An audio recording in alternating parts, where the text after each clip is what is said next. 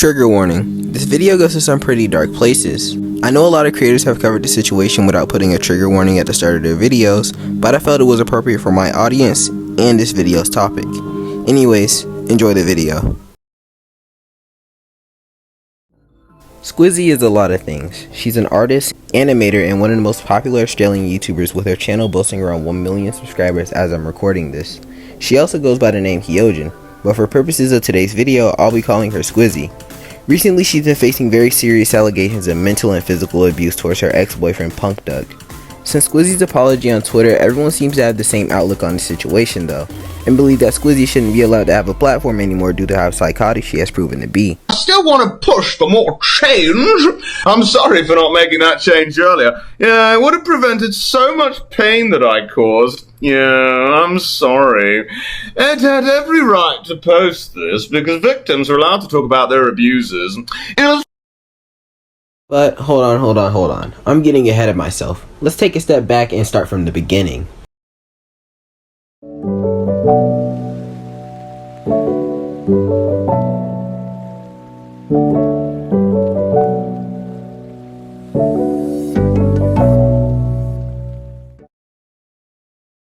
July 2022. Punk Doug releases an entire dossier on Squizzy titled My History with My Abuser. In this dossier, Punk Doug states that he and Squizzy had started dating in 2019 and that the relationship lasted all the way to the tail end of 2021, and stated that the relationship started off great, but then shortly after the relationship began to grow very sour, stating that Squizzy would oftentimes direct anger at him for no reason and promising that she would stop, and falling short every time she promised. The dossier goes on to mention times when Squizzy would outright deny Punk Doug basic human rights, stuff like what he wears or things he bought.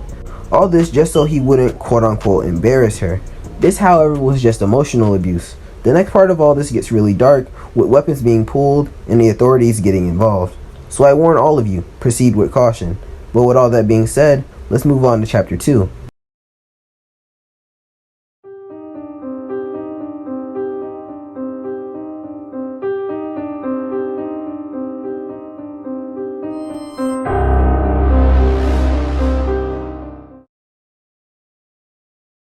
A couple days after, on January 3rd, 2020, my partner had received early press copy of a game and asked me to help installing it. Turns out, getting early copies to work on Steam is a ball ache, and neither of us could figure it out. The usual stuff happens, yelling, blaming me, etc., telling me to off. So I just go and sit on the bed on the verge of tears. They proceed to, in the same room I'm in, get on Discord voice chat with their friends and start chatting like nothing is going on. I lie there, in pure disbelief. I muster up the courage to ask, are you actually doing this? Bad idea. Very bad idea. Hyojin deafens the call. I tell them what they did is up, and they hit me hard. So hard, in fact, my head bounces off the wall.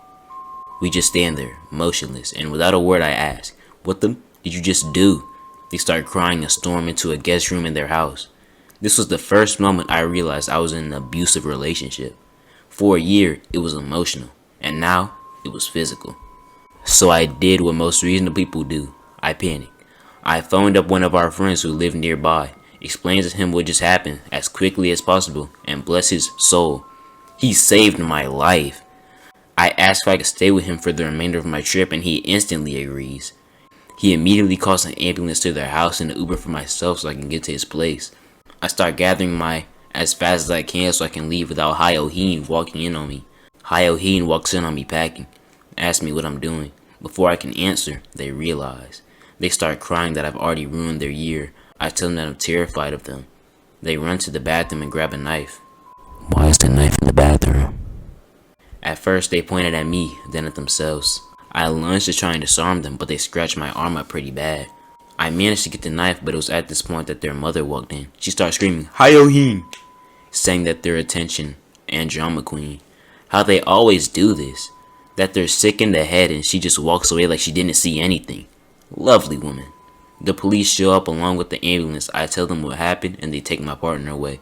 I take the Uber to my friend's place. Now, even after all that, Punk Duck decided to forgive Squizzy, and they ended up getting back together. But forgiving Squizzy was one of the worst mistakes he had ever made. because even after all that, the abuse continued to get worse and worse, with Squizzy constantly threatening to kill herself if Punk Duck broke up with her, constantly telling him that he doesn't love her over the smallest complications in their relationship. Things obviously got really bad. Squizzy also became very vindictive towards people, saying stuff along the lines of they will regret the day they mess with Squizzy / Hyojin and whatever. Punk Duck at this point was obviously looking for a way out of the relationship, and since he couldn't just simply break up with her because she was threatening to kill herself, he had to find another way out. Ironically, the way he got out of the relationship was through COVID-19. He told Squizzy it was getting harder for them to see each other and that they should just take a break, and after this break they ended up never getting back together.